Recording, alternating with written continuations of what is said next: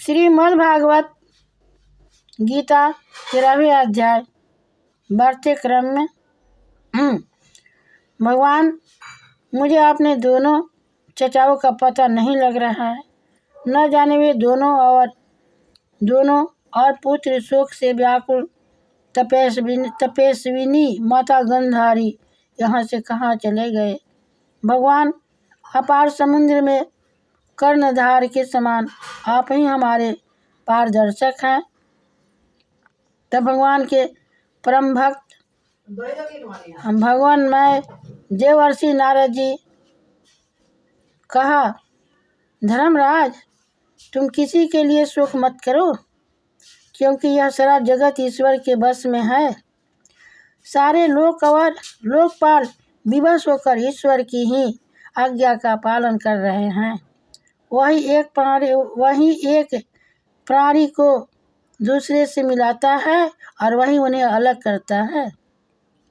जैसे बैल बड़ी रस्सी में बंधे और छोटे रस्सी से नत्थे रहकर अपने स्वामी का भार धोते हैं, उसी प्रकार मनुष्य भी वर्णाश्रम आदि अनेक प्रकार के नामों से इच्छा से ही खिलौनों का संयोग और वियोग होता है।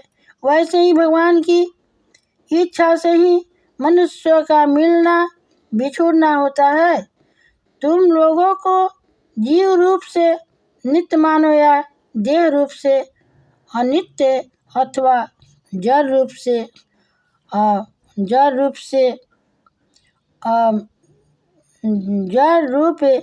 अनित्य और चेतन रूप से नित्य अथवा शुद्ध ब्रह्म रूप में नित्य अनित्य कुछ भी न मानो। किसी भी अवस्था में मोहजन्य आसक्ति के अतिरिक्त वे शोक करने योग्य नहीं है। इसीलिए धर्मराज, वे दीन दुखी चाचा चाची असहाय अवस्था में मेरे बिना कैसे रहेंगे। इस अज्ञान जन्म मन की विकलता को छोड़कर विकलता को छोड़ दो। यह 5 भौतिक शरीर काल कर्म और गुणों के बस में है। अजगर के मुंह में पड़े हुए पुरुष के समान यह पराधीन शरीर दूसरों की रक्षा ही क्या कर सकता है। हाथ वालों के बिना हाथ वाले, 4 पैर वाले पशुओं के बिना पैर वाले, त्रिनादि और उनमें भी बड़े जीवों के छोटे जीव आहार हैं। इस प्रकार एक जीव दूसरे जीव के जीवन का कारण हो रहा है। इन समस्त रूपों में जीवों के बाहर और भीतर वही एक स्वयं प्रकाश भगवान जो संपूर्ण आत्माओं के आत्मा है, माया के द्वारा अनेकों प्रकार से प्रकट हो रहे हैं। तुम केवल उन्हीं को देखो। महाराज, समस्त प्राणियों को जीवन दान देने वाले वे ही भगवान इस समय इस पृथ्वी तल पर देवद्रोहियों का नाश करने के लिए काल रूप से अवतीर्ण हुए हैं। अब वे देवताओं का कार्य पूरा कर चुके हैं। थोड़ा सा काम और शेष है, उसी के लिए वे रुके हुए हैं।